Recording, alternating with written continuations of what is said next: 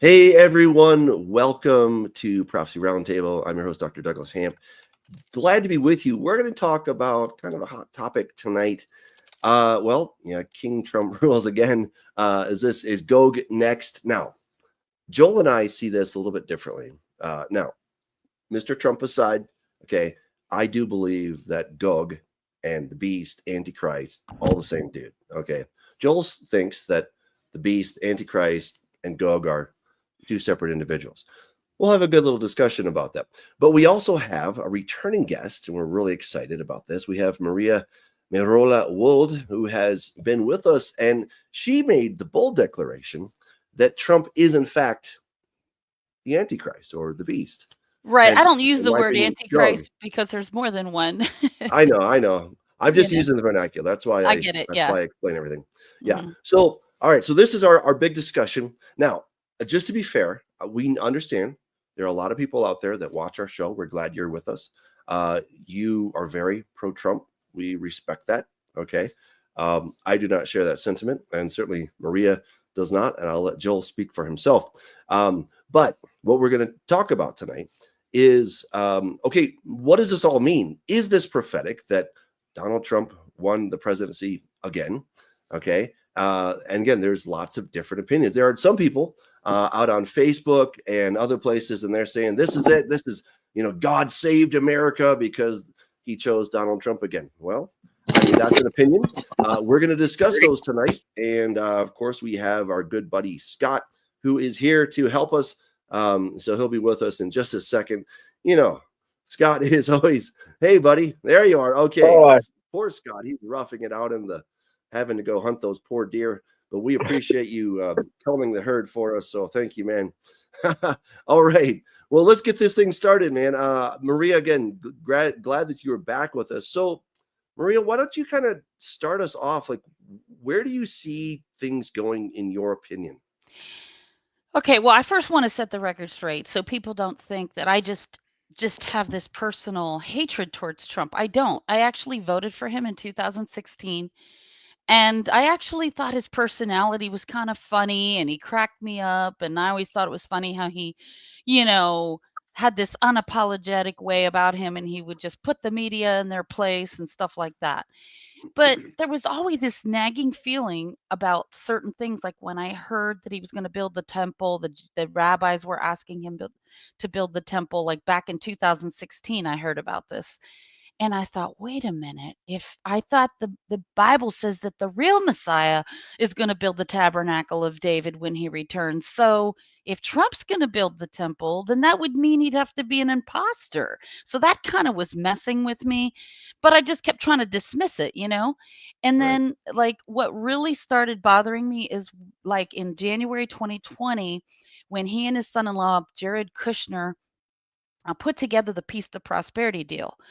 And I thought, what came to mind is all those scriptures that says, "Do not remove the ancient landmark which your fathers have set." Now they say fathers in the English, but I think it could really mean the Father, the Heavenly Father who gave the borders to Abraham, right? Hmm. And so I thought, what are they doing trying to divide Israel? That's wrong. And it says in the book of Daniel that the false Messiah will divide the land for gain. And so it's like, this isn't looking good. So that started making me get suspicious. But then it was on March 21st, 2020. I was totally unaware of what was going on with the scam demic, but I was just washing the dishes early in the morning and just not even thinking about Trump or what was going on in the world. And just out of the blue, I hear the voice of my shepherd say, "Maria, go read Revelation 6:2 again," because I've read it lots of times, but he wanted me to look at it through a different lens this time. And so I did. And he said, pay special attention to the word crown and bow. And so I did. And when I got to the word crown, of course, corona, crown is the Latin, um, corona. And of course, in Greek, it's Stephanos. But then when I got to the word bow, I decided to look at the etymology of that word in the Greek, and that word bow is toxon, and it means arrows in which poisons are dipped. And it actually gave a little bit of a lengthy explanation, explained that in ancient times that was one of their warfare tactics, is they would dip arrows in poison. And I remember thinking to myself, oh no, he's going to develop a, you know, not a V, because I have to be careful what I say, you know. That's true. Yeah. And so I was like, oh no. And then so then I kept on. I know you and I disagree on verse 8 of Revelation 6:8, but you know, as I kept reading, I realized, oh, a fourth part of the earth died, you know, and so that was my clue. This was even before Operation, you know, War Seed. I call it War Against the Seed, right? And so this was even before that, but I already had an inkling that that's what was going to happen. And so then it was like, okay, and then the father says to me, Trump is the rider on the white horse. Now, of course, for those who might not realize this, there's two riders of on a white horse in Revelation. The one in Revelation 19 is the real Messiah, and he's given many crowns, not just one crown, right? And but before the real Messiah returns, an imposter comes onto the scene, and he's also riding a white horse, making himself look like he's the Messiah, but he's only given one crown. And instead of having a sharp sword coming out of his mouth, he's got a bow, you know. And see, the bow is always reminiscent of Nimrod, because Nimrod was a mighty hunter, right? And so I was like, you know what? This is crazy. The bow and arrow, you know. And so then I started really going back and rereading all the characteristics of the little horn. And I was so shocked when I started seeing he has a mouth speaking great things and blasphemies. And I found out that in 2019, Wayne Allen Root had tweeted this, and Trump retweeted what Wayne Allen Root said about him. And he said, Trump is the best president for Jews in the history of the world. They love him in Israel like he's the second coming of God, like he's the Messiah, like he's the king of Israel. Well, Trump retweeted it, and he was you know, boasting about it, like, oh, look at what this guy said about me, thank you, you know. Like, if he had any kind of integrity, he would say, oh no, I'm not the second coming of God, please don't say that about me. No, but he was reveling in it. He was enjoying the fact that somebody was calling him the second coming of God, and he was boasting about that. So that was like my first clue. He speaks great things and blasphemies Hey, against. Maria, Yeah. let me jump in real quick just because of some comments, okay? Okay. And then I'll let you finish. But like Shelley D's comment, this is one of the reasons when we were discussing whether to do this topic. Hmm. I am not I'm probably have the least strong opinion on this topic when it comes to the Donald. But if we're truly approaching the end of the age, how Trump, how the USA, how King Charles, how the Pope, how any world leader may be used by Yah Hmm. is the issue. In other words, you know, I don't necessarily hold to Trump being the Antichrist, but if we are approaching the end and he is the president of our nation, he will be a player in some way. And he was, to answer this person's point, Obama was appointed by God. Trump has been appointed by God twice to lead America. Hitler was appointed to lead Germany. Napoleon was appointed to be the leader of France. Stalin was appointed to lead, you know, Russia.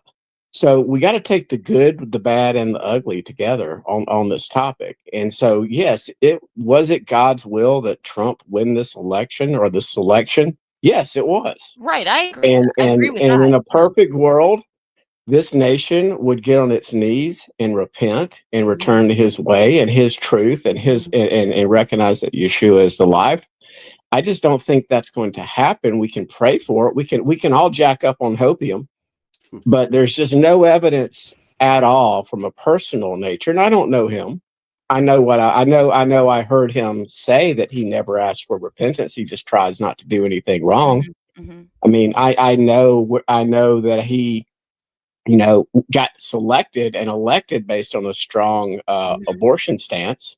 Hmm. But then he's backpedaling like crazy, and again, it's up to the states now. So a lot of the propaganda we hear about he's going to make a federal abortion ban, that's That's total nonsense because the Supreme Court just kicked it back to the states. If you want to kill your baby, go to California, go to New York, go somewhere and murder your child. No, Trump And it has could be, denied that. He said he's going to veto it if it comes to his desk.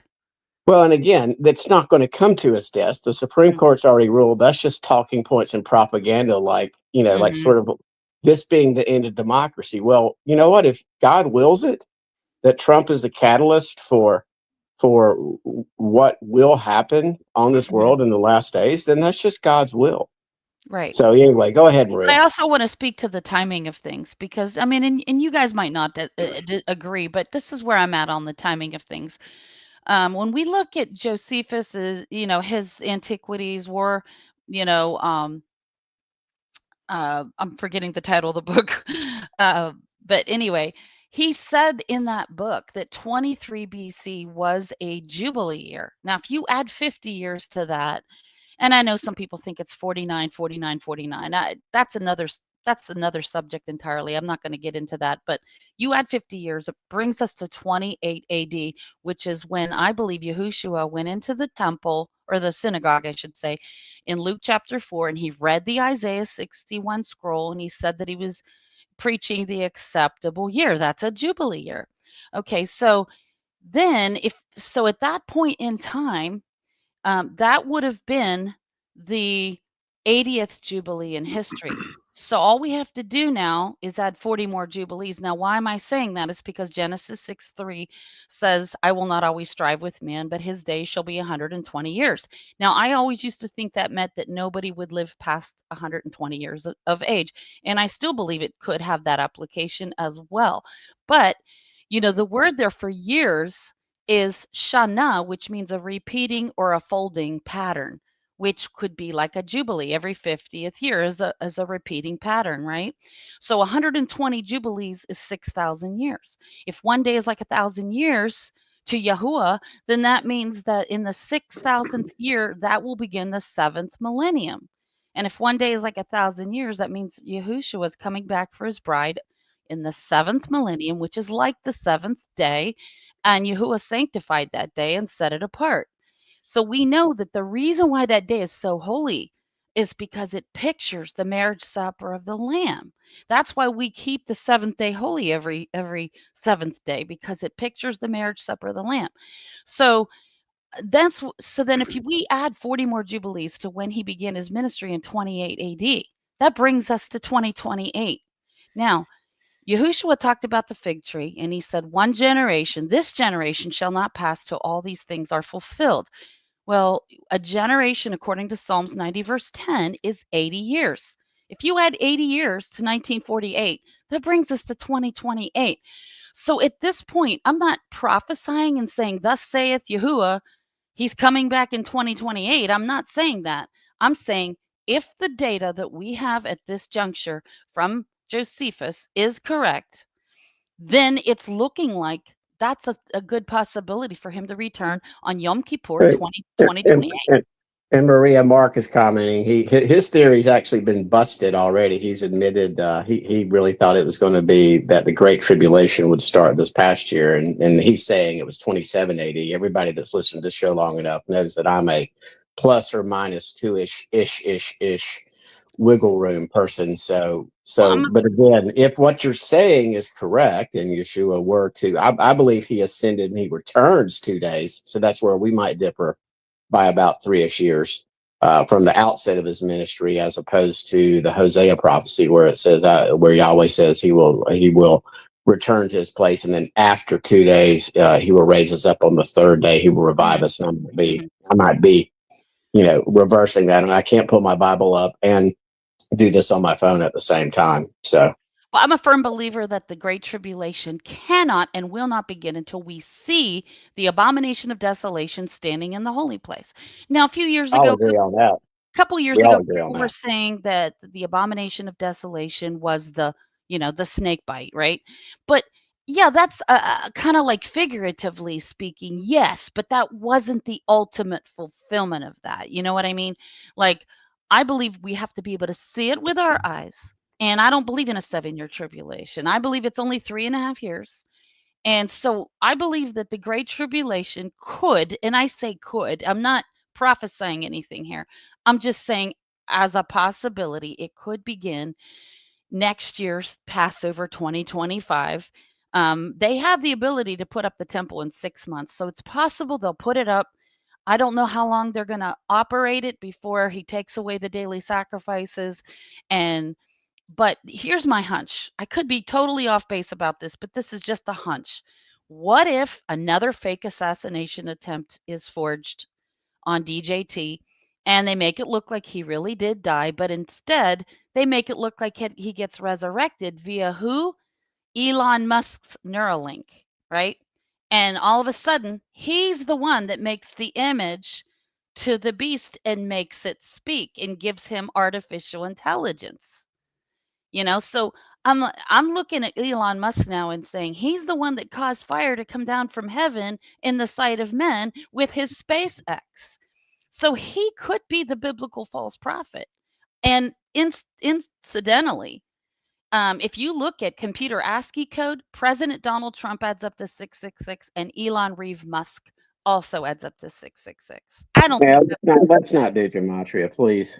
okay, that's fine. But Please. it does say that in scripture, I though. That is one of the identifiers. So put her on top. Ooh. Well, anyway, so I think it's possible, highly possible, Elon Musk is the biblical false prophet. And if now I did this calculation just yesterday. Passover 2025 would be, if we go by the dark moon, of course we go by, Gary and I go by the sighted moon, but that's neither here nor there. If we go by the April 12th, 2025, which is Passover 2025, and we count 1,260 days forward, it lands on Feast of Trumpets 2028, which would be September 22nd, 2028. And I believe that's the day that the two witnesses are resurrected and taken up to heaven with the rest of us that get taken up to heaven. And then 10 days later, Yahushua comes back on a white horse, bringing his bride with him, and we are going to be his army. And then he's going to land his feet on the Mount of Olives on Yom Kippur 10 days later. And that's when the Jewish people who didn't accept him yet will finally look upon the one whom they've pierced. 1/3 of the inhabitants of Jerusalem will be saved. So, yeah, I believe that the catching away of the bride happens on Feast of Trumpets. 10 days later is the second coming with the bride as his army. And that's when the other half of the bride will be waiting for him at the Mount of Olives. So let me ask you about the elephant in the room, Maria, because there are many, many, many Christians who love Donald Trump. Would you suggest that this is where the elect have been deceived, or how do you understand that? Yeah, I mean, everybody quotes that. And if you look up the word, if it were possible, first of all, in the King James Version, it were is italicized, which means it wasn't there. So it doesn't even say it were. And then the word possible is the Greek word dunatos, which means powerful. So, the word possible kind of makes people think, gee, is it even possible? Like it's a rhetorical question or something. But no, he's saying if it's a powerful deception, which we know it will be, because Paul called it strong delusion. And I think it has to do with the fact that people are not willing to die for their Messiah. They're like Lot's wife. They're still looking back and saying, oh, I want the American dream. I want everything that goes along with it. They don't want to accept. It's like they want Yahushua to come back, but they want him to come back on their terms. Well, yeah. And it's like, that's it's why not being gonna a pre-tribber was so fun. I mean, I'll tell you, I really enjoyed end times prophecy a whole lot more when I was a pre-tribber. The only problem was that it wasn't biblical, right? Right, exactly. And it really took me a long time to admit that, because I was dyed in the wool pre-trib, and to this day I still think it's a better way to go. But hey, we need to do what's real, right? That's the whole point. That's why we're here discussing these things. What is real? I was pre-trib right up until 2004, and then I left the mainstream Christian church, and I just started studying on my own. And that's when I started, because nobody wanted to do Shabbat with me. Nobody wanted to do the feasts. They thought I was under a curse. So I had no choice. I just left the mainstream church, and I just started doing Bible studies. Joel, do you have a presentation for us, Joel? I can do it later on. Let Maria go. No, please. Let's do some give and take. You go. Okay, first of all, let's answer this question. Whoop, I'm having problems with my. Here we go. Okay, so why Trump a king? Why would I call him I that? didn't do that, by the way. I Yeah, did that. It was I Bill's did idea. that. Okay, Yeah, so Joel is responsible for everything in the creation of the show, other than the topic. okay, so I call him King Trump because the Bible in Revelation 17 talks about 7 kings, I and agree they're with in you. 7 mountains. And so, what nation on the planet today has mountains where their kings are enthroned? Well, there's the Mount Vatican. Rushmore.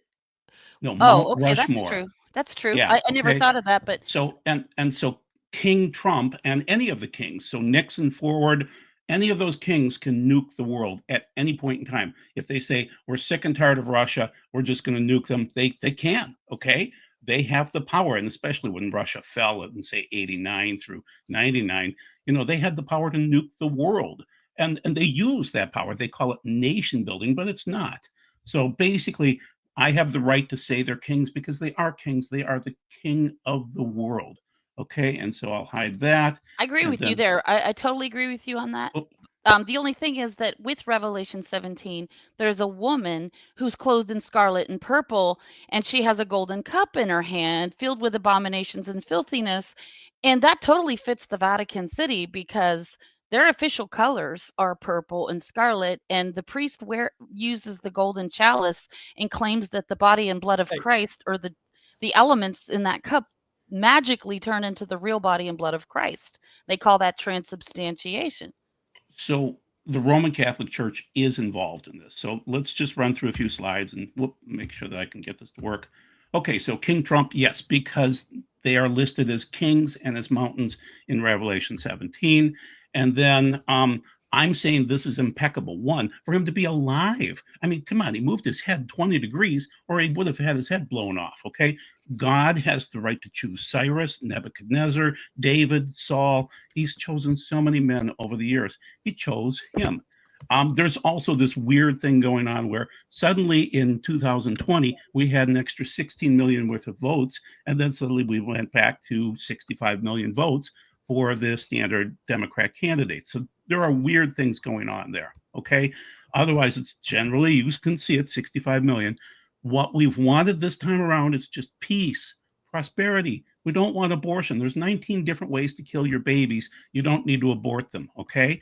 And then we don't want crazy immigration. We want legal immigration. We love immigrants. We don't like illegal immigration. We want law and order. We want God versus godless. And Kamala's godless. I mean, whether Trump has issues or not, I can't vouch for Cyrus. I can't vouch for Nebuchadnezzar. I can't vouch for Saul. Okay. And also the other thing is people were angry. We aren't garbage. We aren't Nazis. Okay. So basically, on the right-hand side, if Trump had won in 2020, he would have had a Democratic House and a Senate. He would have accomplished nothing. It would have been insanity. Now he has a mandate. So I truly believe that God chose him to be in this spot and be president again. And I voted for him. I've always voted Republican. It doesn't matter. So, and I've been an endorsed candidate twice as a Republican, of course. So we want to clean up our elections. We want to close our borders. We want to deport illegals. We want to hold corrupt politicians accountable. And this is a mandate. This is a quote from DC Drano, all that stuff there. Okay. Oh my gosh, I can't believe I'm hearing so. God saves Trump just so he can turn around and deceive. There are going to be a lot of deceptions. Musk is a deception. If we're at the end of the age, there will be tons of deceptions. The Pope is deceptive. Yeah. I mean, that is an example. I'm sorry, Carolyn, this is not personal, but you were jacking up on the hopium. You've got the rubber band around your arm, and you've got the hopium just ready to inject it into your veins. That Trump is there's just going to be this great revival and repentance. Meanwhile, our country is about $37 trillion in debt. It's only a matter of time before they pull the plug. Trump doesn't control the money. And they're going to pull the plug on Trump. So that's why he's not going to be the Antichrist. Doug, can you pull up my slides again? I'll just go through a couple more real quick here. Okay. So basically, Trump is, my mouse is screwing up all the time. Okay. So Trump, according to how I read Revelation 17, this will be short and sweet. He'll get in, he'll do things for Israel and get things accomplished that God wants accomplished, then the beast system is coming, guys. You know it too. I mean, I'm not the only one screaming the beast system is coming. I've got religious pundits and I've got economic type pundits saying the beast system, whatever it is, and Scott mentioned it now, they're going to pull the plug on the economy and it'll fall hard. Okay, so chaos from the Marxists will ensue. The people that I'm citing on both sides, both believe in God and don't necessarily believe in God, are saying the Marxists are going to start chaos, a civil war at some point in time. And I think it's starting next week. Okay. Trump is the initiator. He's the instigator. He's the guy that's going to drive everybody crazy. But then after him, the beast will come. The beast system, you know it. Okay. And so once again, any president that can nuke the world is king of the world. Only the USA places their kings on the mountains. That's Mount Rushmore. Trump seems to be the seventh. Doug doesn't agree with me. I don't care. Trump is a speed bump. That's all he's going to be. Okay, just a speed bump until you get to the beast system. Yeah, Joel, yep. but sort of like you're being as dogmatic as Maria is, and I'm going to be real wiggly right now, perhaps. And that's the reason I put this comment up here. Again, Nebuchadnezzar was sent by God, not as a crazy prophet, but as a king of Babylon to judge Judah. And it did not even matter that Josiah, there was the greatest repentance of Judah, even more so than David during King Josiah's reign. And yet what Judah received is a reprieve until King Josiah died, and then judgment fell, and then they were exiled for 70 years. And again, if I like to always preface this with, if we're at the end of this age, then certainly God can use Trump. He could use Trump to in so many different ways that I'm not predicting how he will be used. Okay. Could they take him out? Yes. I mean, the last time JFK tried to really dig into things, he didn't last very long. You know, could them taking him out and him not being resurrected, not being the Antichrist, cause major chaos in this country? Yes. Could, to Doug's concern, and I want Doug to chime in here, is, does Trump have severe authoritarian tendencies? Yes, everybody, he does. Does he hold a grudge like probably no world leader I know of since Stalin? He just doesn't have the ability that Stalin has. And again, if you study American history, if you actually knew anything about what's happened in the past, the Constitution and rights can be suspended in times of national emergency and in times of war. And so, again, we don't even know what Russia or China, or, I mean, if Iran parks a, maybe they've got a submarine, or North Korea has a submarine, and they park something in the Great Lakes or off of Miami or off of San Francisco. We don't know what's going to happen tomorrow, everybody. So that's, I don't know how all this plays out, but if we're at the end, I can see Trump playing a major role, and especially if Kushner and team get back into negotiations with Saudi, and that's some of our other friends are really focused in on those. Can I present a screen, my screen for a minute? Okay, you need to pull it up first, Maria. Pull what up? It's not, you haven't screen shared yet. No, I know. I'm asking if I can, so I'm doing it right now. Yeah. Go. Okay. Sure. So it says share screen. Okay.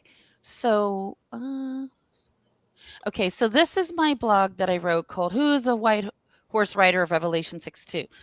And as you can see, when I looked up the word for bow, and this is what I was envisioning, right? Now, Trump has said out of his own mouth that he's going to roll out the biometric tracking system, okay? And the thing is that I believe that all of this stuff that's going on is contrived. The global elites are purposely manufacturing a crisis at the border so they can have an excuse to roll this MOTB. You know what that means, mark of the, they're also manufacturing the whole child sex trafficking thing. I'm not saying it doesn't exist. That's not what I'm saying. It does exist. I know this.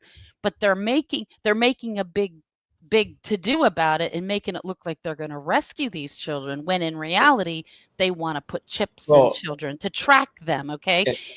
And let's and again to that point, the left and the right, you have the black and the white. You have right, good occultists, you have bad occultists, right. and they're ultimately trying to reach this beast system, one world Mhm. government. And I just think what we're seeing is a stage. I wouldn't doubt it if Trump actually goes after hard Oh, people yeah. on the Epstein list. I wouldn't doubt it if And the you know Diddy why? list Because gets one of the, revealed. at the 22nd degree of Freemasonry, and he is a confirmed Scottish Rite Freemason, and I know this because Norman Vincent Peale, who was his mentor and pastor, was on the Phil Donahue show in 1985. I watched the whole thing, and he said openly to Phil Donahue, I've been a 33rd degree Freemason since I was, for 50 years. And Trump incessantly talks about Norman Vincent Peale, the great Norman Vincent Peale, right? Now, here's the thing about the bow, the rider on the white horse. This is Apollo, is known to have a deadly bow and arrow, right? And I'm just skipping through this because I don't have enough time to go through the whole thing, but I want to show this right here. In his estate, it says in Daniel 11, in his estate, he honors the god of forces.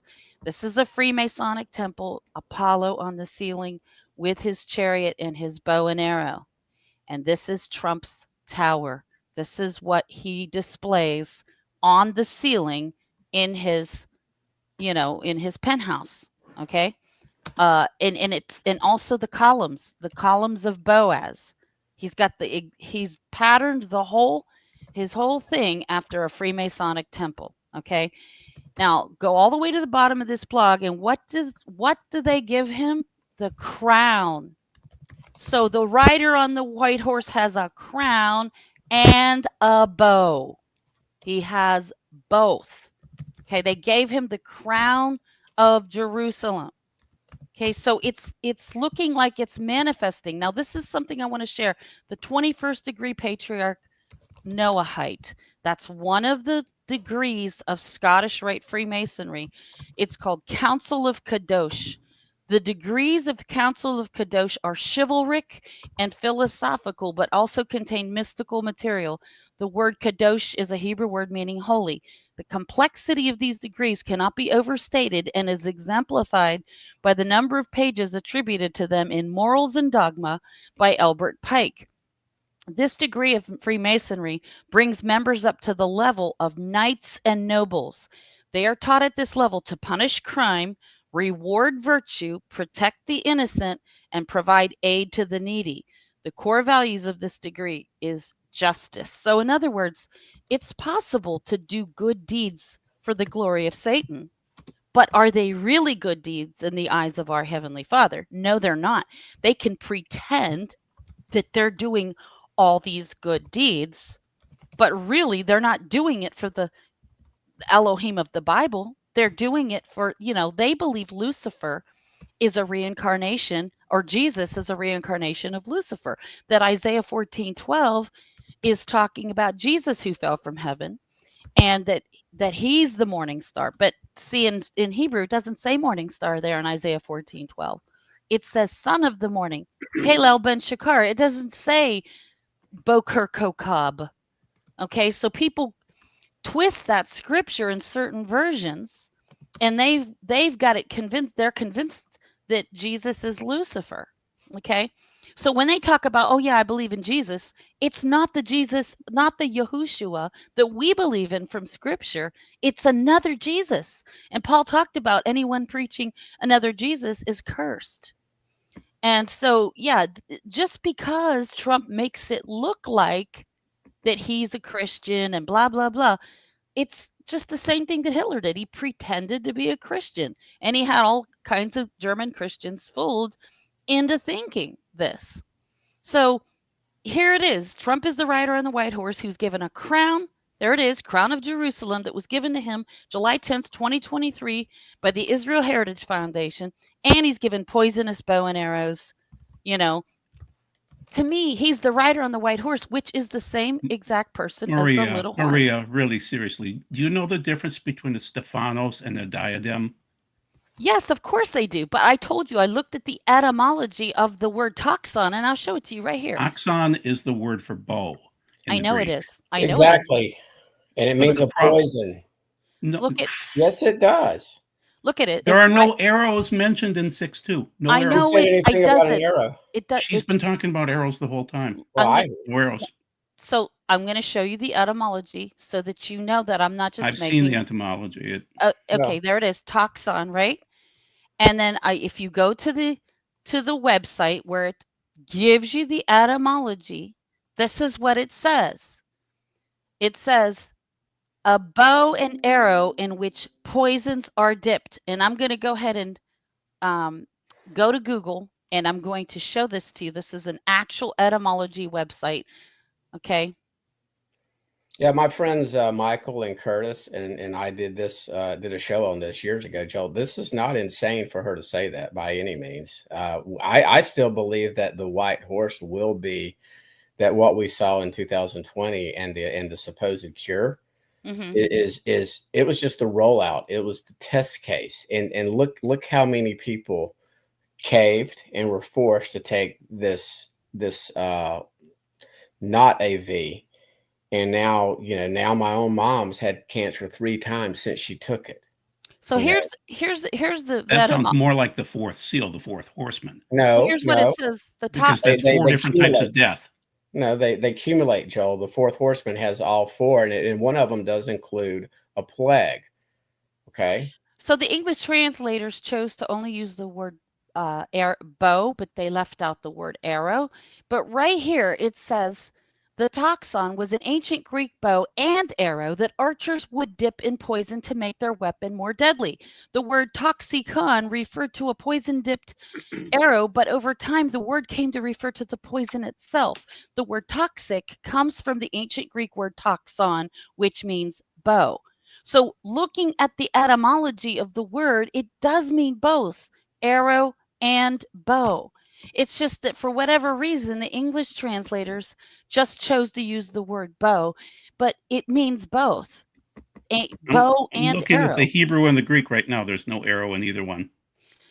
Well, we'll just have to agree to disagree. Well, the thing It's is, kind of when you like look your at crazy Ezekiel theory 38, on the in king. 39, We it agree to actually talks disagree. about knocking the arrows out of Gog's hand. So I would argue that whoever is on the white horse in Revelation chapter 6 is in fact Gog. This does take us all the way back to Nimrod, and so I don't think the actual man named Nimrod is coming back, but I think whoever that embodied that spirit of Nimrod. Exactly. That's You know, exactly that- my that's- sentiments. That's Exactly. definitely coming back. And look, let's be fair, guys. Okay, when it comes to etymologies, all right, we can go back and we can do these etymological studies. It's very interesting. It's informative, but the best we can do here, all right, we can't do scientific methodology absolutely like we're in a laboratory. What we can do is build a strong case, and then the jury decides. Who's the jury? Well, we're all sort of the jury. All right. And we'll only know if we got it right when Jesus comes back and he's like, yes, yes, no, no, no, no, yes. All right. And we're like, shoot, So, I have my theories. Okay. And I'm very passionate about my theories. And when it comes to, the God of death, who is Nimrod, Satan, Hillel, or AKA Lucifer in Isaiah 14, right? So it's all very interesting. We're all taking these things with a couple grains of salt. We're all putting forth our understanding of things, and that there's poison included. I don't think that's crazy, but it doesn't prove that it was necessarily what happened in 2020 with the Novi. Okay, so but could it be a correlation? Sure.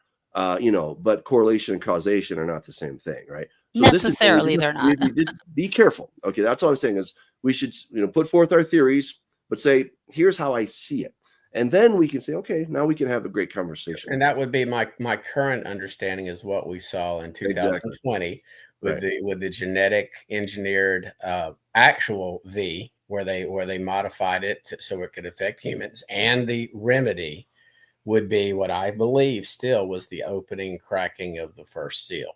So I do too. I believe that was the first seal. But again, that's my current understanding, and I may be wrong. And it's so much easier, because I'm guilty of it too, to hide behind your keyboard and just sling arrows, pun completely intended from your bow, and sit there and go, no, Whose bow? the Pope is the rider of the white horse, and Well, all these and dogmatic claims. And hold on, Maria. Again, the more I do this, yes, I can have some very strong opinions, but I am not putting my kingdom status on being 100% correct on this. And people are commenting that Tim Cohen makes a great case. We've had him on before. He's very confident, and he would say that Maria's a nut for even thinking it's anybody other than King Chucky. But again, he makes a great case. And if anybody doesn't think that Britain and the crown won't play a role in end times, if we are approaching the end times, then I would say, you probably need to open your eyes and look at what happened at the Commonwealth Games, and look at the coronation ceremony, and look at the invitations to it. And I mean, it's just, that was crazy. It's 100% occultic. And Tim wants to come back on again now that he's got his book out and people can actually order it. So maybe we'll have him on in a month or two, and everybody will get mad at me for disagreeing with him about anything. Well, I want to say that maybe Trump, bigger than any of us understands, and that we're all getting aspects of this different thing. And sure, it's just bigger, and God can do a lot of, let's put it, let me put it this way. The way I see it, all right, certainly God is going to do what God's going to do, right?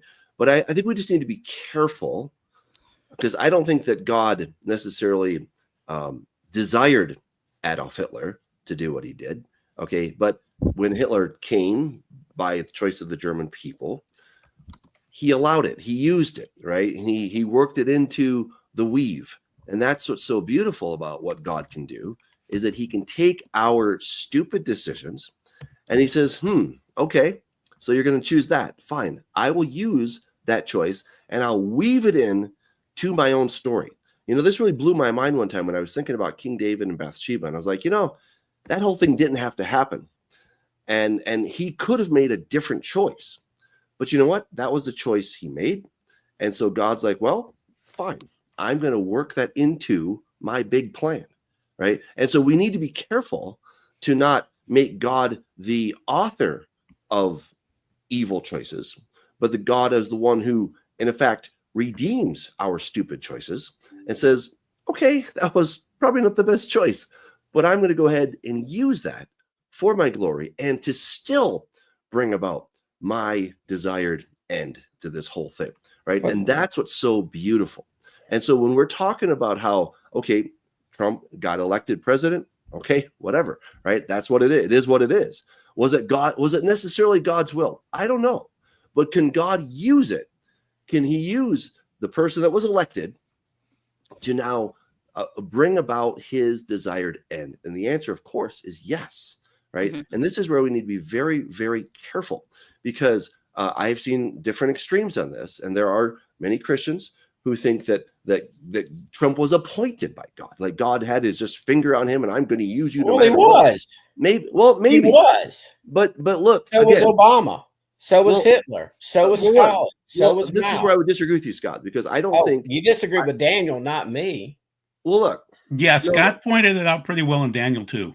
No, it is God that raises up sovereigns. Sure. And removes them. God does this. So again, no, The globalists, they have free will. Elite, all the voters in America, ultimately, it was Yod-Heh-Vav-Heh that appointed Trump and Obama and Clinton and JFK and all the way back to George Washington, every king of England. So stop it with he's God's chosen one. Every sovereign leader has been God's chosen one.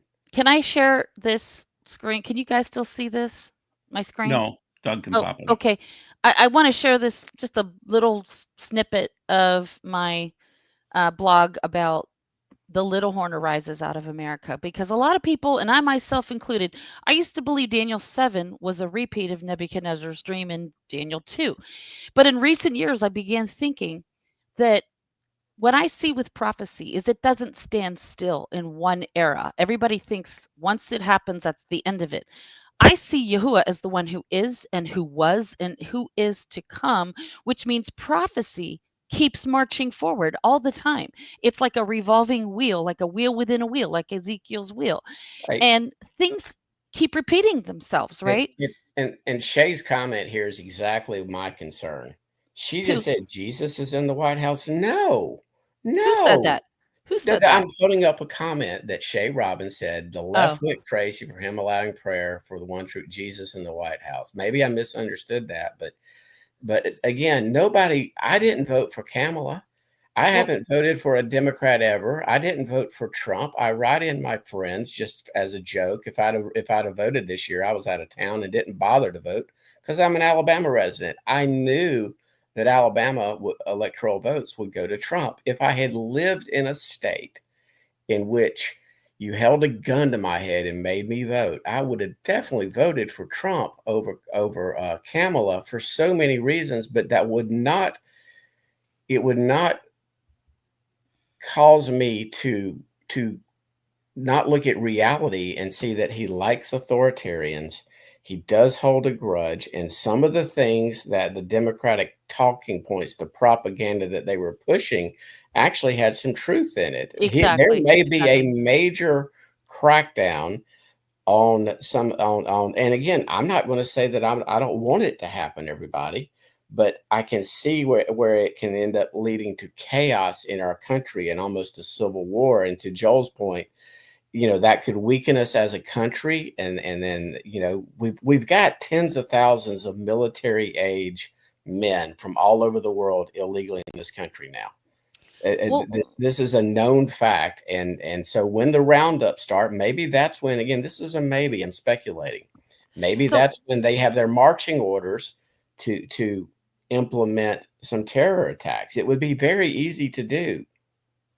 So the reason I believe the little horn arises out of America is because when I took a look at Daniel 7 again from a different perspective, I realized the ancient empire, the lion was Babylon, the bear was Medo-Persia, the leopard was Greece, and of course the four wings and the four heads are Alexander the Great's four generals who his conquest was divided up to those guys. The diverse beast was the Roman Empire, which included the Ottoman Empire. But in the future, things are repeated again. But this time, the lion with the eagle's wings is Britain and the United States of America. But the eagle's wings were ripped away from the lion after the Revolutionary War. And then the bear with the three ribs is the Soviet Union with its Eastern Bloc satellite states, which, President Reagan is the one who did away with all of that and freed those satellite states from Soviet rule. And then you've got the leopard with the four wings and the four heads. Now, this is interesting. After World War II, Nazi Germany was divided into four occupied territories belonging to four nations, which are France, Britain, the United States, and Russia.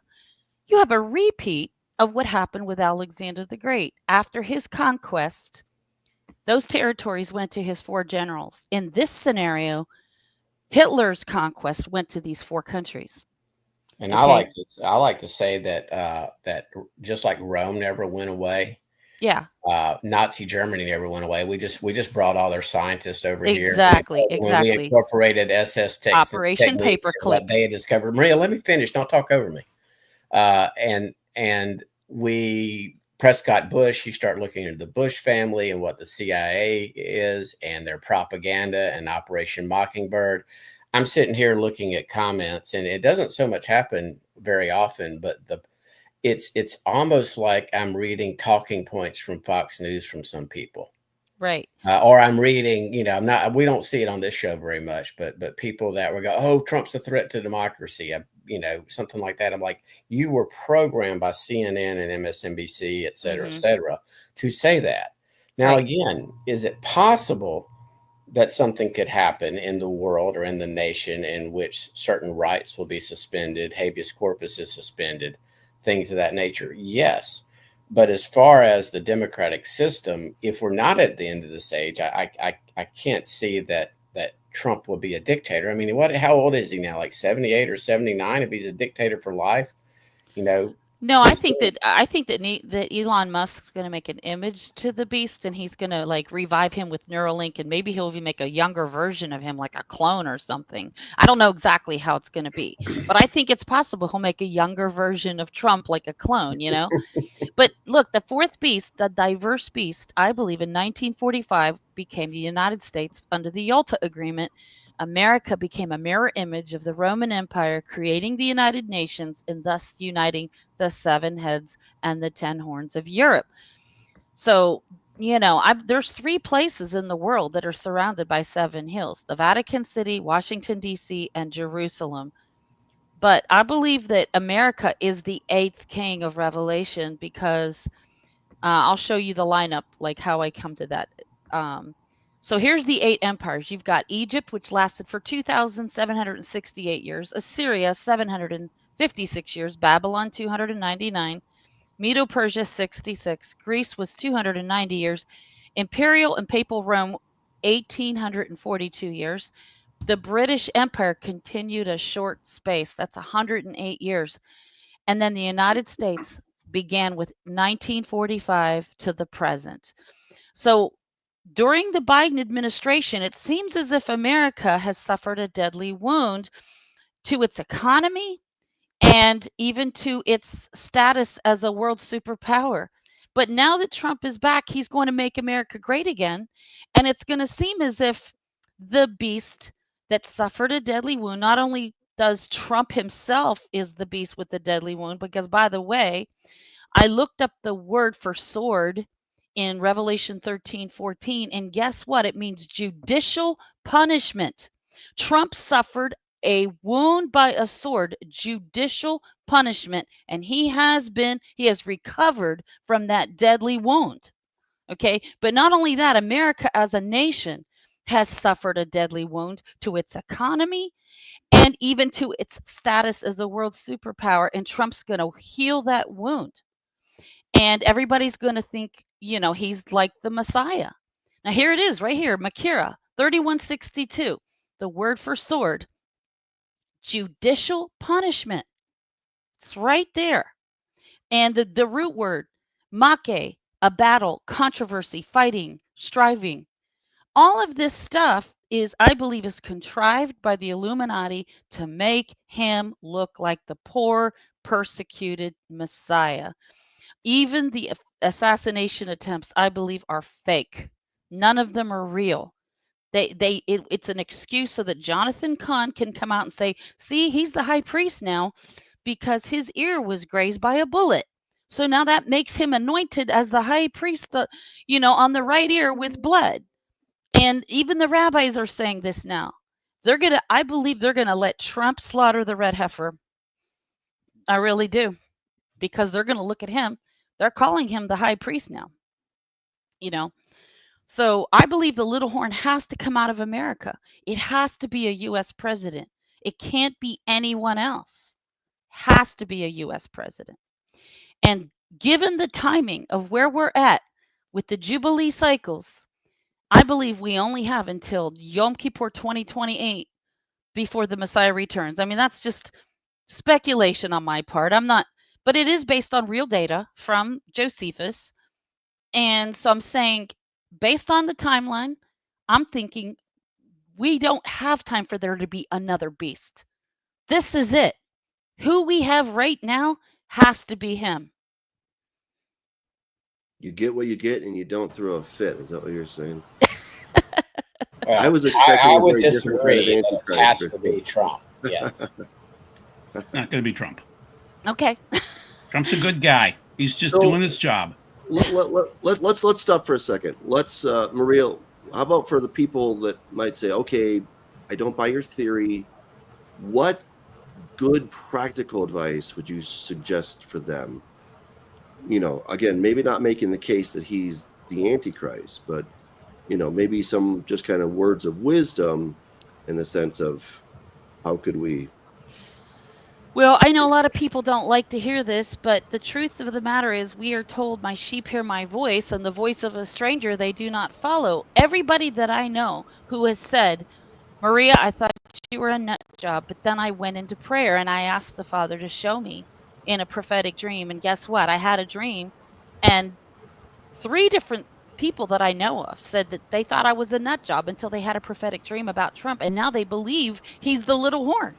So, scripture tells us that in the latter days, your old men shall dream dreams, and your young men shall see visions. And he said, I will pour out my spirit upon my handmaidens, and they shall prophesy. So we are in that day right now where if you really want to know the truth, don't listen to the news media. Don't listen to other teachers, including me.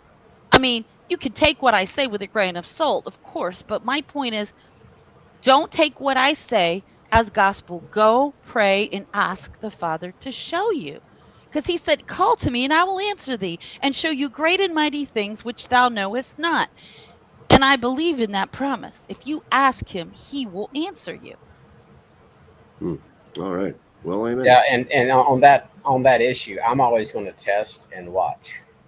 And again, I've not had a prophetic dream. I've not had a vision. I really don't want one. I mean, if it's God's will, I have one, And again, if I knew it was from God, because again, if I actually had that type of vision, dream, word, I would be scared because then everybody would think I was crazy. And again, I test everything. I mean, you have so many people that have been proven as false prophets when it comes to this issue, date setting, things of that nature. And that's why I just always want to have some wiggle room until I see the abomination of desolation. That's right. Standing on the holy topos, the holy location. There is no temple required. I'm not saying there won't be a temple built. I know Maria and I differ on that a little bit, but all I'm saying is that the location is holy.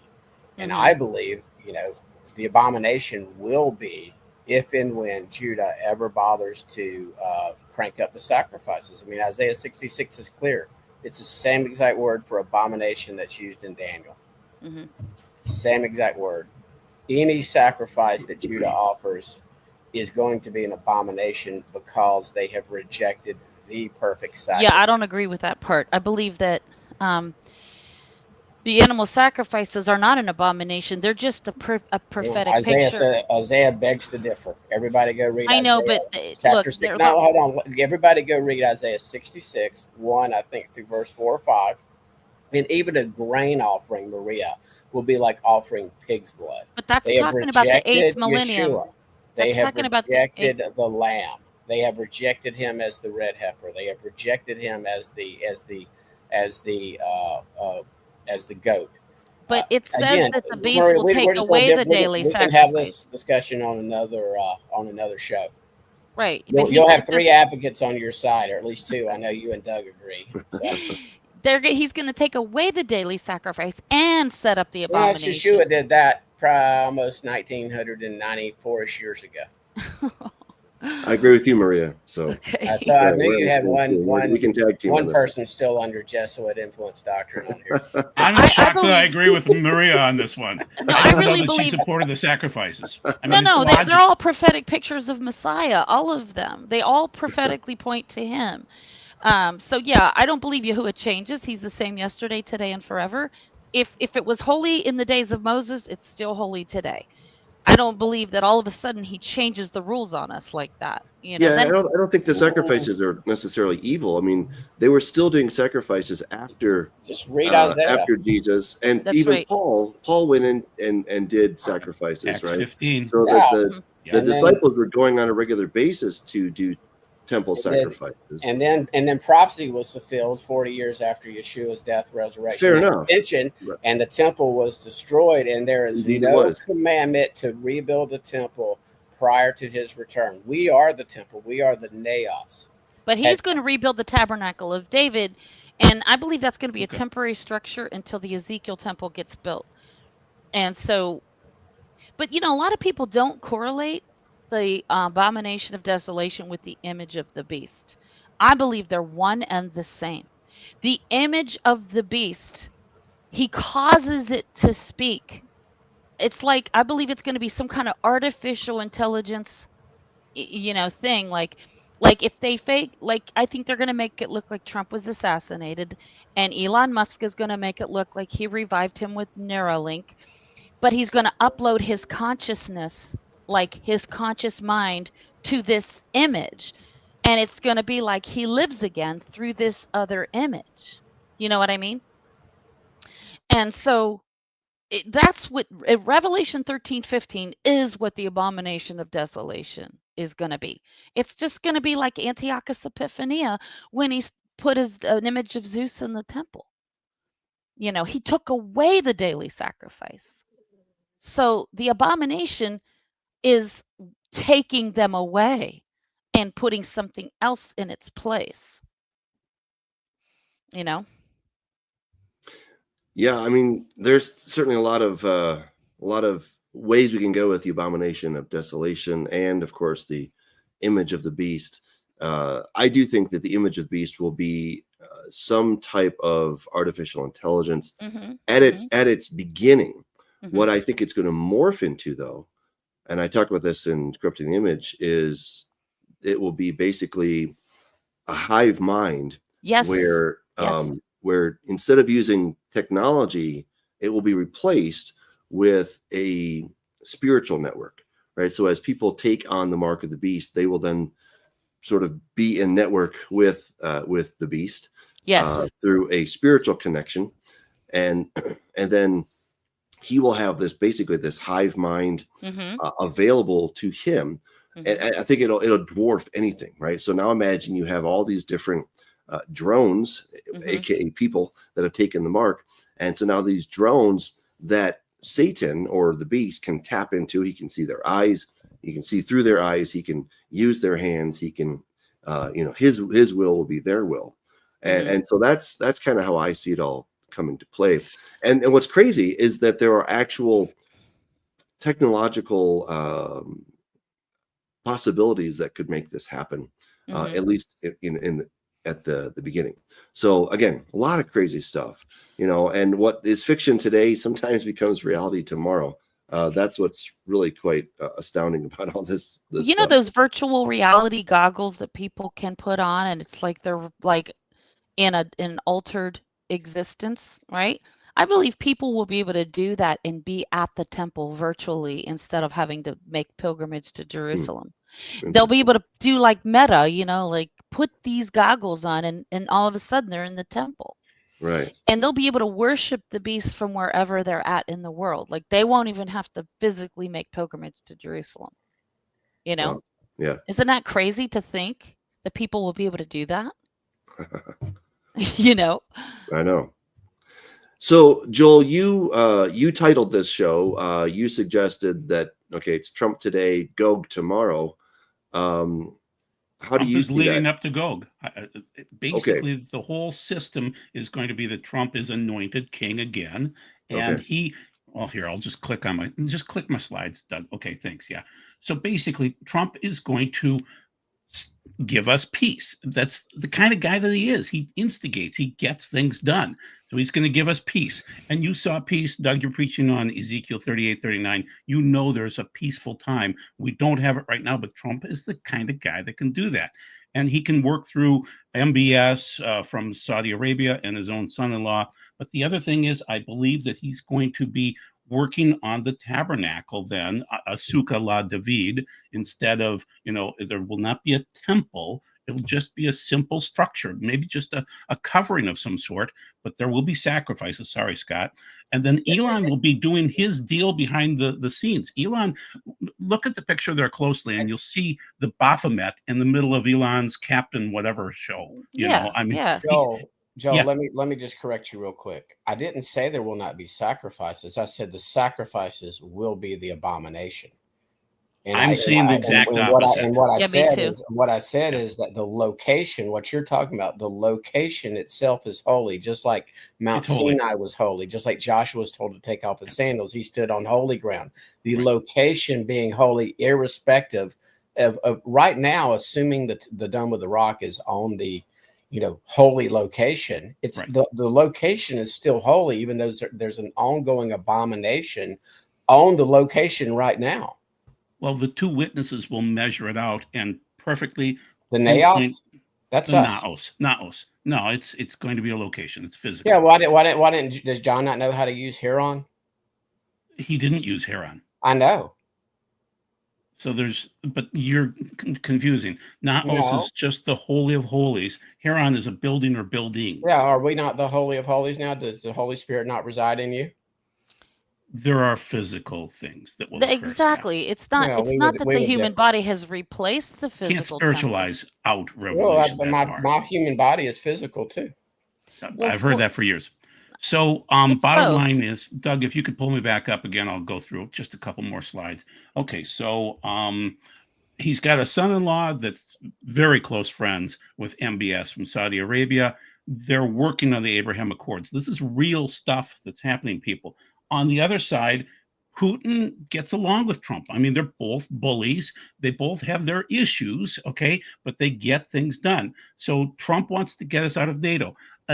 If Trump was the Antichrist, he would be saying, I want NATO. I want globalists. I want all the guys that do that kind of stuff. He's not saying that. He will eventually. He's not doing it yet. He's playing. He's not a globalist. He's not a globalist. I believe he is. Yeah, he's both. I think he's both. Okay. So basically, people across the world are all saying we need Donald Trump to be the Mashiach, the Messiah. He is anointed. He's a Meshach, but not a Mashiach. And so, but war is coming. You know it is. You know, Gog, that war is coming. So once again, start the red heifer, restart the holy things like that. That's what he's supposed to do. The globalists are the dangerous ones right now. Trump is not a dangerous guy. He's trying to make money like all of us are trying to do. The globalists are the false prophet, potentially, in Pope Francis, and Gog, who I believe is Obama. And so they are the Babel of the problem, which is they're globalists. That's what Babel was all about, global power. Even the Catholics are jumping in on this, which is very interesting. So this is Vigano is one of the good guys, and he's saying there's a new world order that's working on this, and Trump is going to fight against the new world order. And so that's why he's not pro I'm blanking on the guy from the World Economic Forum, Klaus Schwab. Yeah. So anyway, God chose Trump to be the bold guy, to initiate, to instigate, to force globalists into a confrontation. Trump, unfortunately, will lose it because you know how the story plays out in Revelation. It's going to be a globalist thing. And Scott, I think you mentioned it. Well, Doug actually mentioned it better. When you get this hive thing going, where you have the drones, where you have the ability to control people financially, that's what's coming, people. And Trump will block it for a period of time, but not much. He's just going to get a few things done and get out of the way. He's not long for the world. So the Satan and the globalists are working together. You know that already. And so if you think there's a revival coming, I doubt it, people. Yeah, they're going to be preaching a big revival. These are the Nar people. They are the Seven Mountains people. Right. They are Paula White and other people like that. They're already coming out right now and creating videos saying of radical prosperity. And by the way, evangelism, you know, they don't care about that. They care about radical prosperity. So they're all going to be with Trump, and that will cause, it'll be like David, where David started out okay, but then the wives kind of got in the way and some other issues. So Trump is going to be corrupted by these people, and he loves Paula White. He asked Paula White if he should run for office. So basically, these are grace abusers. I'm arguing that they're Jeremiah 28. You've got Jeremiah versus Hananiah, which is grace, Chen. And so you're going to have this fight coming up here. They're going to try to make him the king. They're going to try to make money off him, and it'll all fail. So basically, the bottom line is, I'll just show this up on the screen and then I'll drop out. Basically, what I'm arguing is Wilkerson, Dudeman, others are saying this is going to be horrific. The communists are going to stir up the fighting. They're going to come after Trump, and they're going to come after the Trump government. It's going to be horrible stuff in the streets, guys. And that's prophesied. So I can just click through them real quick. Dudeman, Boldea says the same thing. That's Dudeman's grandson. Riots will start after the elections. Dudeman again. Rachel Baxter agrees with the same thing. Riots coming very, very shortly. Martin Armstrong, just a financial guy. He's saying it's coming. War. Nenner, same thing. Raskin, who's in the Congress right now. Civil War. The New Yorker, second Civil War. Tim Pool, war, war, war. Tim Pool, war, war, war. Tim Pool, civil wars. Every pundit out there is saying this is what's going to happen. And Trump agitates things. You know that's his flaw. He's going to poke the nose of people, and he's going to start civil war in America. But that doesn't mean it's bad. It's just we're at the time where Satan's powers are increasing. Get used to it. So I want to share, if you guys don't mind, this Sure. just Pull me down. a little thing from where's my can you guys see my screen yet, or do I have to redo it each time? No, I hold on. think you have to redo it each time. Okay, hang on. How do I do Don't this? mean to cut you Present, off. present. Yeah, that's okay. Yeah. Share screen. Okay, share screen. Yeah. So I really looked deep into his, there's 13 Illuminati families. He and the royal family, Charles, they're cut from the same bolt of cloth. They are the same. They both come from the Merovingian bloodline, right? And, I'm not going to, it's a very in-depth blog. I talk about when he was born, and this Jesuit priest did a painting of Trump's mother. Her name is Mary McLeod.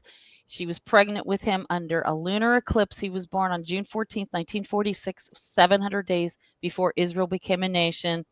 And that painting is on display at this church down in North Carolina called St. Mary's Episcopal Church.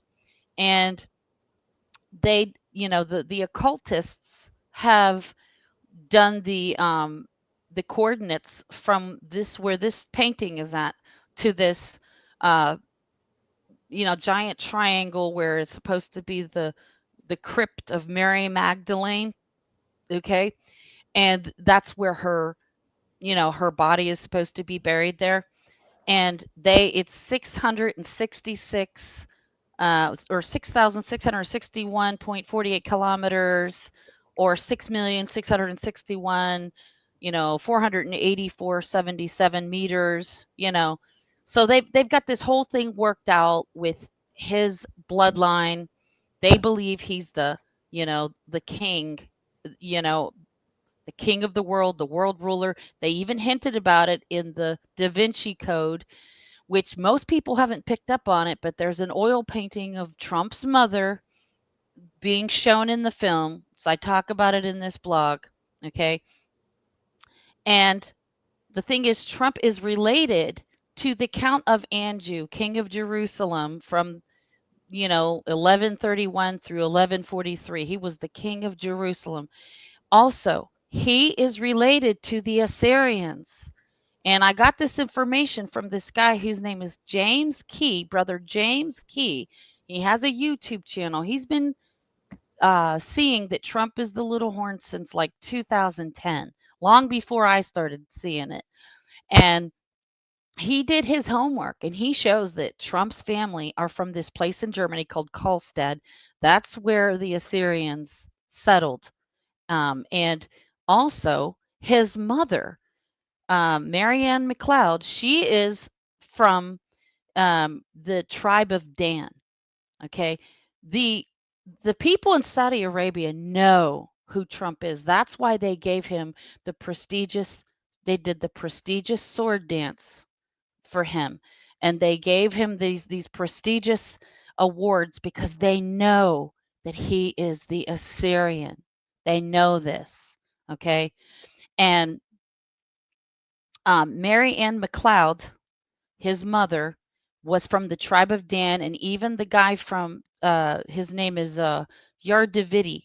He talks about it as his website. Okay, and there's a prophecy about the tribe of Dan in Genesis. It says, Dan shall judge his people as one of the tribes of Israel. Dan shall be a serpent by the way, an adder in the path that bites the horse heels, so that his rider shall fall backward. Okay, so I talk about Trump being from the tribe of Dan, and I didn't even know this, but did you know that the Hebrew word there for an adder is a cerastes? There's an actual cerastes that is germane to that location in the Mediterranean. It's a two-horned serpent. Let me see if I can find that picture. Yeah, it's a two-horned serpent. And what this creature does is it hides in the sand and pretends to be food.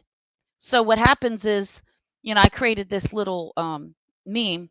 You can see how eerily similar Trump looks like this guy, Nikolai Carpathia, that was in the Left Behind movie. He's holding up a green serum indicative of the snake bite. The little horn speaks in dark sentences, and that word in Hebrew, dark sentences, kidah, means a riddle or a puzzle.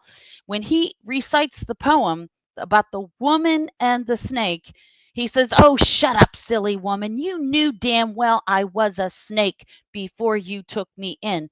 He knew what he was delivering with Operation War Speed. He knew exactly what it was. And in fact, it says a new study published in the Journal of Clinical Investigation has identified a snake venom related enzyme that may be the key cause of related mortality. Look at how eerily similar Trump looks to Nikolai Carpathia. Genesis 49:17, Dan shall be a serpent by the way, an adder, in other words, a two-horned serpent in the path that bites the horse heels so that his rider shall fall backward. His bloodline tells us exactly who he is. This is a Cerastes. This creature is germane to the Middle East. This creature hides in the sand, and when little animals come and nibble on its horns, it comes up out of the sand and attacks its prey and kills them and eats them.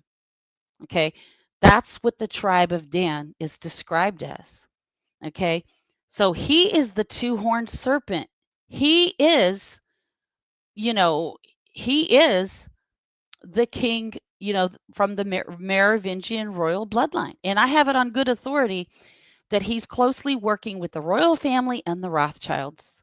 Because I know people that I'm not allowed to say any more than that because I'll get people in trouble. But I have it on good authority that he's working with the Rothschild family. And Maria, I started a comment earlier where someone was talking about the Jewish bankers. Mm-hmm. Ultimately, they did a good job putting everything off on the Jews and letting them be the fall guy on who really runs the world. They're the Vatican's bankers. Exactly, they are. Mm-hmm. Yeah. And so again, who prints up our money? The bankers. The families own the banks. Most people probably on this show know that the Federal Reserve is not a federal entity. It's owned by people. And again, so some some people will call Maria a crazy lady. I don't think she's crazy. I think she makes a very strong case, but I'm also not going to go that I agree with her. That she makes, again, when I start looking at the symbolism on Trump Tower and the occultic symbolism and how he sits and all the things, I have no doubt that he's part of the club. Now, the club has, I said it earlier, right now, Elon and Trump would be the white hats. And then you have the cabal, the deep state. They're the dark hats, the globalists. And this is how the occult works, the yin and the yang, the good and the evil. We are not in some cosmic Roman Catholic inspired battle of good versus evil. The end has been declared from the beginning. The end has been declared from the beginning. And it's Yah that created evil. There's not a battle. He created evil. He created good. And so the outcome has been determined, and it's the occult that makes this like this some big yin versus yang, the light versus the dark. No, it's been game over since creation. So, but they play their little games, and that's part of it. Yeah. Two wings, same bird. When we talk about politics, it's just that right now the right wing of that bird has become Trump's party. And I'm just going to repeat this again. I don't even hate Trump. When I look at him, I don't think, ew, that guy just pisses me off. Like, I don't think like that. I just look at him and go, I think he's funny. I think he's funny too. And like in my flesh, I actually like his personality and thinks he makes me laugh. And of course, I don't like the way he treats people sometimes. Like, he's really insulting sometimes to people, but sometimes he cracks me up. But the thing is, I already know the Father spoke to me and showed me who he is, and I can't ignore that. And it's like, even though in my flesh I want to like him, in my spirit I know like who he is. So it's not like, oh, you just hate him, and I'm like, no, I don't. I don't have. It's not personal for me. It's just it is what it is, and I'm just completely how I put this. It's for me. It's just like it's not personal. I just see it for what it is. Hey, Doug, this is one of your concerns about Christians, and we had a few people that were really, really upset in chat that how dare we even discuss Trump not being America's savior, or that he's a godly man, and elevating him. So discuss that a little bit about your concerns and what you're seeing. Yeah, I mean, I've seen a lot of memes that have Trump in the Oval Office and Jesus has his hands on him, and all these just kind of over the top kind of memes about basically God is almost doing everything through Trump. I just think we should be very, very careful. At the end of the day, everybody is human. Donald Trump is very human, and when we start elevating any leader to this point of they are so chosen that they can't do anything wrong, and then I've heard that from so many people, we will get in trouble. And I think we've seen two very opposing views from Joel and Maria tonight, and I think this goes to show that you can have two very well-intentioned believers who take the Bible very seriously, who are looking toward for the end times, we're looking for Messiah, and very different perspectives on how it all might go down, and on exactly what is the identity of the current guy that just got elected as president. So I think this is where once again I really strongly encourage us to focus on the things that we can actually do, which is to love people. I go back to the story of the Good Samaritan. I used to think it was just about being nice to people, but then I realized it's really an us versus them story. And it was the Samaritan who went to one of them, who was the Jew in that case, and he showed kindness. And this is where I think if we want to make a difference in the world, if we really believe that the end is near, then this is where we have to be careful to not get stuck in our tribe.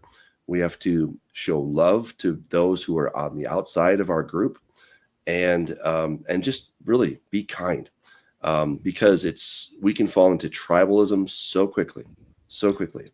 Well, I put this comment up because this person says, what about if the man is sent from God, like he sent the crazy prophets? What if he is here to fight all this agenda we ignore? Well, first of all, what Scott does in Birmingham, Alabama is not going to stop what's going on in DC or London or Russia or anything of that nature. And I agree. Trump was appointed by God for such a time as this, as is currently Putin and Xi and Macron and Trudeau. And so again, I totally agree. How it all plays out, I'm not on the Maria camp, but I don't think she's nuts. I'd probably more with where Joel is, although I can see Trump being much larger major player than Joel's theory. And Doug, I will say I am very concerned to some of yours that some of the propaganda, there's always got to be a little bit of truth in propaganda or it won't go down well, is that some of these things that were being said about Trump and concerns, I believe they're legitimate concerns for what could happen. I'm not saying it will happen. I'm just saying it's something that, again, if you held a gun to my head, I would have definitely voted for Trump over Harris or Biden or Obama or Clinton or anybody, that supports abortion. Anybody that, especially now with the LGBTQ+ agenda and little boys playing girl sports and little boys being, so there's no doubt about that, y'all. That's we're not advocating for the Democratic agenda by any means, but I think Doug has a legitimate concern. I have the same one as to what Trump could do. I mean, if he starts rounding up the migrants, And I'm not saying that the very dangerous ones shouldn't be rounded up almost immediately, assuming we can find them. But it's going to cause chaos, to Joel's point. It's going to cause civil unrest. And I believe next time that Minnesota or San Francisco or some of these cities go up in flames, and once Trump is in power, the military gets sit in. Martial law. A lot of people are happy in America. But once that happens, I think the genie is out of the bottle, and it's going to get ugly if that happens. I'm not saying it will happen. But I believe this time, if there's riots like there were in 2020, this time I believe the troops get sent in. And that's never a good thing when you have troops on American soil policing Americans. And I believe it's going to be needed. It's going to be necessary for them to do it. I want to speak to the abortion issue. A lot of people think that voting for Trump means they're voting against abortion. But Trump has just said in the last 2 weeks, he used to believe that abortion should be allowed up until 6 weeks. He also supports abortion in cases of incest and rape. He's not pro-life, right? But now he's upped it to 16 weeks, okay, because he keeps flip-flopping on this issue to please his constituents. He's not really against abortion. He's for whatever helps him politically, right? And so the fact is, even though, he overturned Roe v. Wade, it went back to the states. But the fact remains, America still has blood on her hands as a nation. That has not changed. America is still guilty of abortion. So voting for Trump has not changed our spiritual condition one iota. It has not. Everybody is deluded into thinking, if I vote for Trump, I'm voting against abortion. No, I say it's the other way around. If you vote for Trump, you are voting for abortion, because he's made like this legal loophole to make it look like he's against abortion. But all some lady has to do is tell her doctor, I was raped. He doesn't even need a rape kit. He just takes her word for it. Well, and again, Maria, the point is it got kicked back to the states. Okay, period, end of discussion. That's just a Democratic talking point. And now that the Supreme Court has kicked it back to the states, there could not be a federal law. In other words, the Supreme Court, who I think 7 of them are Catholic, have now said it's a state issue. Okay, Right. so that was just politics talking. But again, I put up Elizabeth. How can you describe Trump with the jabby jab? His alliance with Robert Kennedy and Elon suggests there's going to be a big shakeup in big pharma and woke psychology. He was bamboozled by Fauci. And again, maybe I've spent too much time in the conspiracy pool. But guys, Elon, if you trust Elon Musk, I mean, he didn't name his company's X and Twitter X for no reason. Look into the occult symbolism behind that. Exactly. Elon, he's wearing a Baphomet costume a couple of years ago. Now, right now, he's on the white team. He's all about free speech, letting everything, letting people talk, letting them spew whatever they want to spew. And again, I'm in favor of free speech.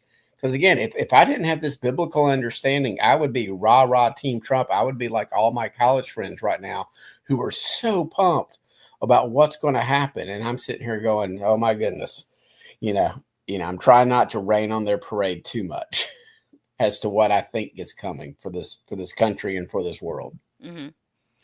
Yeah, and I mean, the thing is, I know that you guys are going to go, oh, Maria, that's just such a conspiracy. You're one of those, tinfoil hat wearers or whatever. But I was able to decode some stuff from the Back to the Future movies. And actually, Bob Gale, one of the guys who wrote Back to the Future, admitted this, that him and Steven Spielberg and Robert Zemeckis started a guild in Hollywood called the Hollywood Zionist Cinema Project. Now, I believe there's a difference between political Zionism versus biblical Zionism. I see biblical Zionism as Yahuwah is zealous over Zion. In other words, those who are awaiting the real Messiah from heaven. But there's another version of Zionism that the Jesuits created in the 1700s, or the 1500s, I should say.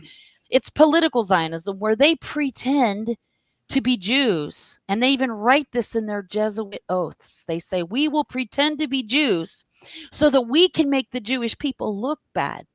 And so there's this other side of it that where Here it is. And there it is. I put up the comment that I was talking about earlier. The what is it? Zionist anchor Jews destroyed Germany's money supply, impoverishing all the people, and destroyed their big cities with the same type of crap we see today. Again, all roads don't stop with the Jewish bankers. Right. They go to Rome, and they keep on going back to Babylon. They just make a pit stop in Rome, everybody. That's right. Yeah. So these three guys, Robert Zemeckis, Bob Gale, and Steven Spielberg, started a guild called the Hollywood Zionist Cinema Project. And their whole thing is that they use film to expose what they're going to do because they believe in something called karmic retribution. People in the occult world believe they have to tell us in some cryptic way what they're going to do, because if they don't tell us, they'll suffer retribution. But they believe if they tell us, even if it's in the most cryptic way, then they won't suffer retribution. This comes out of Madame Blavatsky's Luciferian doctrine. So what they did is, he said this in an interview, Bob Gale, he said that they created Biff Tannen in the movie to be Donald Trump. And there's all kinds of subliminal messages in the movie where they show Biff Tannen standing in front of a gambling casino, and Marty goes to the future and he sees Biff Tannen becomes the president of the United States, and he's built a gambling casino. Then there's another scene in the movie where this guy named Douglas J. Needles, DJ Needles, okay? And so what they're doing is they're kind of hinting about DJ Trump, but they're calling him DJ Needles. And Marty does this phone call with this guy, DJ Needles. And after he tells him, oh, you're a big chicken. And then Marty does this transaction with this digital transaction. And after the transaction is over, Marty's boss, who's Chinese, calls him and says, Marty, you're fired. And then this long sheet of paper comes out of the fax machine. It says, you're fired, you're fired, you're fired, like a bunch of times. Well, Trump did a reality show called The Apprentice, and he constantly said, you're fired. Okay, so they were telling us in 1985, DJ Donald J is the one who was going to deliver the needles. This was on purpose. But everybody gives Trump a pass. Oh, he didn't know. He didn't know there was aborted you-know-what in there. Yes, he did. He's in on it. He knows. Well, He knows. I don't know that he knows, so I would not go that far. But I just want to listen, everybody. I am not a Christian Zionist by any means. I'm not a Jewish Zionist by any means. But here's the thing about, and I've studied the history about how Judah and what evil men were behind Judah coming back. But I'll go back to the same thing I said earlier. It is Yah that appoints kings and removes them. It is Yah that has allowed these evil men to execute his divine purpose, because Zechariah and Joel 3 could not be fulfilled unless Judah is in the land. So yes, are there some synagogue of Satan, fake Jews that might be up there pulling all the strings at the upper level of the bottom level of the pyramid? Yes, no doubt. But what has happened here, and we see it in these comments, is you have people who are fulfilling prophecy by just being anti-Judah and calling every Jew over there the local rabbi. Right. Again, not and it angers me. It angers me just as bad when people pull out the John Darby Scofield Bible notes and go, God blesses those who bless Israel. And they're talking about the modern nation state of Israel. That's like nails on the chalkboard to me. But God has had a plan for Judah, And per Romans 11, their belief, Judah's corporate belief, when they cry out, blessed is he who comes in the name of the Lord, that is the resurrection from the dead, people. That's exactly right. I agree. Yeah. So, and I'm they Sephardic. have to be in the I'm a land for Sephardic prophecy Jew. to be fulfilled. So I would just prefer anybody that has bought into this and thinks that every Jew, and the fact that Judah is in the land right now, and that they're all fake Jews or anything. Just never watch this program again, please. Exactly. If you donate to Doug, feel free to keep donating to him. But I just really don't want to see your dribble crap ever Yeah. across the screen again. I mean, I'm my very, parents. very pro-Jewish, just so everybody knows. So am I. So I'm not pro nation They're state. not of all Israel. perfect, but you know, they're great people. Well, to me, it's family. Okay, so I take this very Family. seriously, and if you want to mess with my family, that's a whole different story. Okay, look, no one's perfect, but God has His hand on the Jewish people at I large. agree. Okay, I agree. at large. All right, and you know what's amazing is that the stone that the builders rejected, that has become the chief cornerstone. It says it was the Lord's doing. This That's was right. the Lord's doing. And this was Absolutely. marvelous in our eyes. And that still baffles me. I'm like, oh my goodness. I Right? found out So, from the leaders in when Jesus gave that ultimatum in Matthew 23 to the scribes and the Pharisees, He said, you will not see my face again until you, the corporate leadership, until you say, Baruch haba b'shem Adonai. And I am 1,000% convinced that, you know, you and I and all the Christians around the world, we can cry out to Jesus to come back. And He's like, I'm not lifting a finger until that corporate body in Jerusalem that is in charge of the Jewish people, right, that are calling the shots and pulling the levers, okay, call them the Sanhedrin or the Knesset, whatever you want to call them. But those people that make the executive decisions, when they finally say, oh my goodness, we rejected Messiah, we got to call Him, and we welcome Him in the name of Yehovah. When they do that, Jesus is going to rip open the sky. He's going to get on His white horse, and He's going to come and He's going to kick some butt, right? And I'll be teaching about that this coming Shabbat, by the way. So it's truly epic, and so we've got to be very careful that we don't just, you know, whitewash everything that the modern state of Israel does, is that it's all good, because it's not. Okay, but we also be very careful that we do not say, oh, they're just all a bunch of fake Jews, because that is not true. Exactly. That I is agree. a bunch of garbage. Well, Doug, I'm a Sephardic Jew. I found out through a professional genealogist that our family goes back to Sephardic Jews, and they migrated to Italy in the 1500s. Wow. So my parents are from Italy, but well, and you I know, don't care. I don't care if you are Jewish or Joel's Jewish or Doug's Jewish. I don't care if somebody in your ancestry converted to Judaism and you think you got ancient Jewish Judah DNA in your blood. I don't care.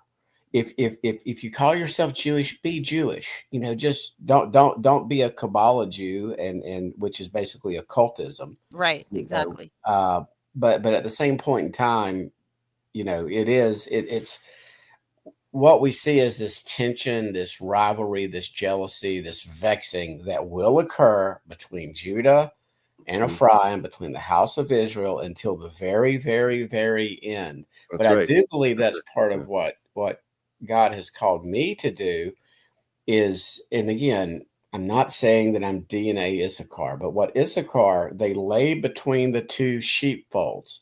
Yeshua was speaking to sheep, saying, I have other sheep not of this fold. And so I can get rocks from both sides and lashes from both sides by having this strong personality on this issue and saying, Judah, take your kippah off, quit playing your Jewish religion. Christians, get your Christmas trees out. Get out of the bed with a whore. Okay, it's spiritual idolatry. Stop the non-biblical things. Let's start doing Bible things, Bible ways. Messianic Jewish leaders, don't call yourself rabbi. Yeshua said, no, let no man call you rabbi. You are all brothers. So Doug is brother Doug.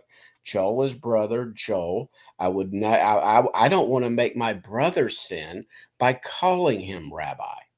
So we need to get rid of all these vestiges of religion and just get back to, that's what repentance is, doing things His way, following His truth, walking as Yeshua walked without all this religious baggage. Then maybe we could have some more reconciliation between the two houses, in which neither house is feeling more special or chosen than the other one. Because that's one thing that does call this anti-Judah sentiment, especially in Hebrew roots, is they've heard all along from dispensationalists that the Jews are God's chosen people. They're the only Israelites, et cetera, et cetera. And then they start waking up and they say, well, wait a minute, I'm Israel too. And then there's almost like this backlash against prophecies that no doubt are 100% Judah-centric, and Judah had to be in the land. Mm-hmm. So, yeah, absolutely. Yeah, I'm with you guys on that. I love the Jewish people.